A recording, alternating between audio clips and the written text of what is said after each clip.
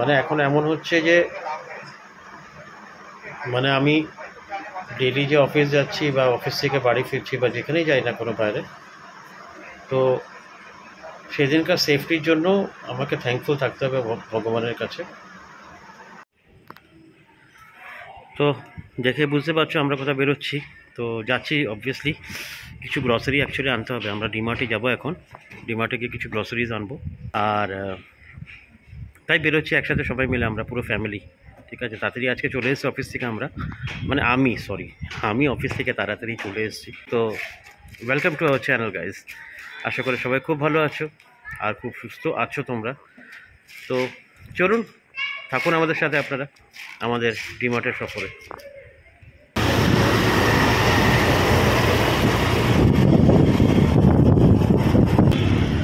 তো একটা লম্বা ট্রাফিক পেরিয়ে আমরা শেষমেশ ডিমার্টে পৌঁছালাম। ঠিক আছে, তো ডিমার্টের এখানে পার্কিং এরিয়াতে ঢোকার সময় দেখতে পাচ্ছেন দুর্দান্ত ভিড়।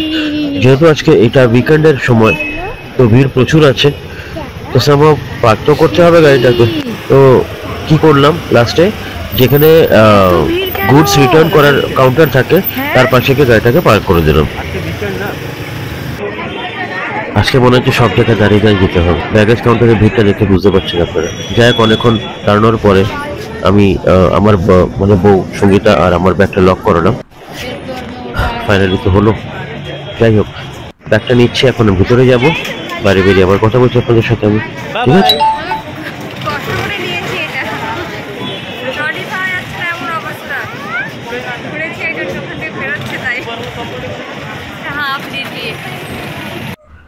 ফাইনালি আমাদের ডিমার্টের শপিং হয়ে গেল। ঠিক আছে, তো এখন আমরা আইসক্রিম খেতে ব্যস্ত আছি। দেখতে পাচ্ছেন রিশু কিভাবে ছেটে ছেটে আইসক্রিম ঢাকাচ্ছে। ভ্যানিলা আইসক্রিম নেওয়া হয়েছিল অ্যাকচুয়ালি। আর এদিকে ভিড়টা দেখুন, ভিড় প্রায় নায়ের মতন। রাত 10টা বাজে এখন। তো আইসক্রিমটা খেয়ে আমরা এখন পরে বাড়ি ফিরবো। তো অ্যাকচুয়ালি বাবার জন্য আমাদেরকে কিছু কালার পেন্সিলস কেনার ছিল, কেন কি অনেকদিন হয়ে গেছে। তো আমরা প্ল্যান করছিলাম, মানে সঙ্গীতা বেসিক্যালি প্ল্যানটা করছিল। আমাকে বললো যে কিছু কালার পেন্সিল ওর জন্য কিনবো, যাতে আস্তে আস্তে করেও কালারটা শিখুক।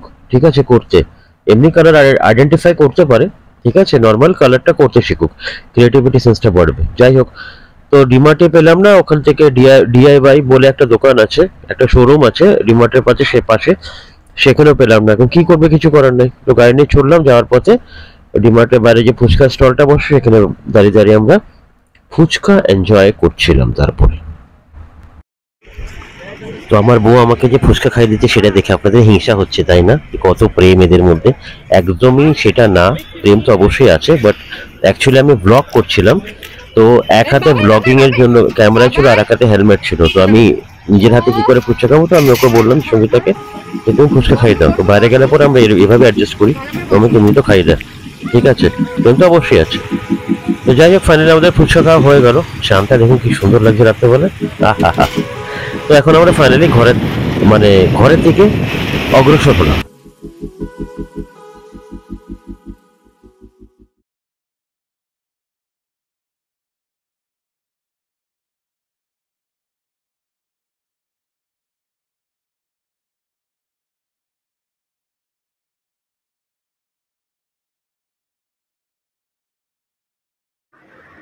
তো এখন আমরা ঘরে আছি, ঘরে চলে এসেছি আমরা।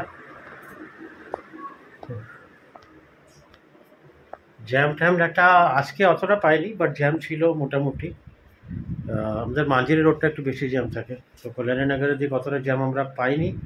মোটামুটি ছিল, যেরকম ট্রাফিক সিগন্যাল থাকলে পরে যেরকম জ্যাম থাকে সেরকম ছিল, আর কিছু না। কিন্তু সিরিয়াসলি ডিমার্টে প্রচণ্ড ভিড় ছিল, মানে এত ভিড় ছিল কী বলবো। আজকে উইকেন্ড, তো উইকেন্ডের দিনকার সবাই আসে। তুমি ঘর বানাচ্ছ? হ্যাঁ, ও ঘর বানাচ্ছে, ঘর বানাতে পারছে এখন। আমাদের ছোট মিস্ত্রি ঘর বানাচ্ছেন এখন।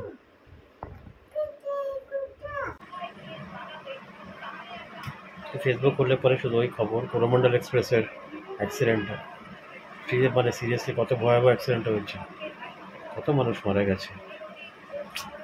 কি বলতো, ওই ফার্স্টের ট্রেনটা যে লাইন থেকে বার হয়ে গেছিল, ওইটা আরেকটা ট্রেন যে আসছে ওই ট্র্যাকে ওর একটা বগি চলে গেছিল, মানে বার হয়ে, সেপারেট হয়ে। খুবই মারাত্মক একটা সিচুয়েশন, মানে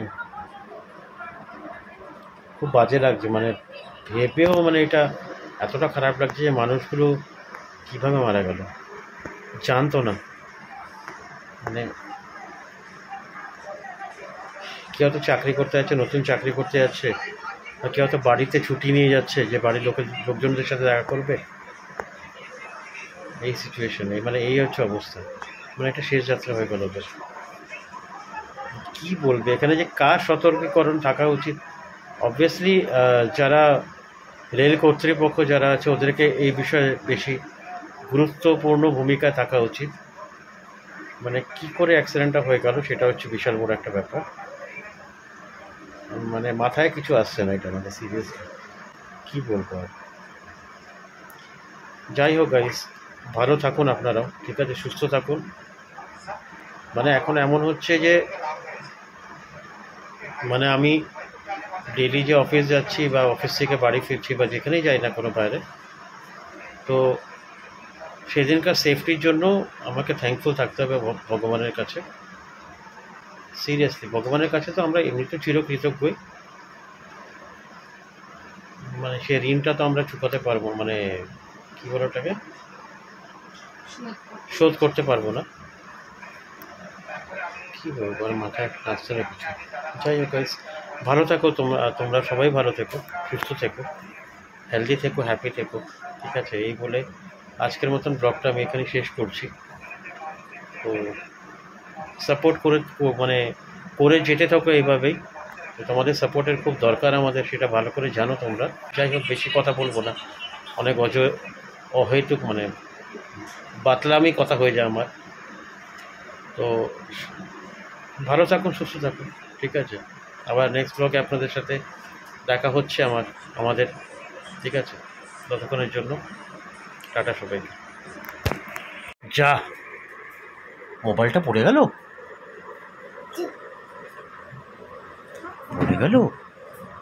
তোমার ব্রিঞ্জাল মোবাইল, বেগুন মোবাইল কোথায় তোমার? কোথায় বেগুন মোবাইল? রেনু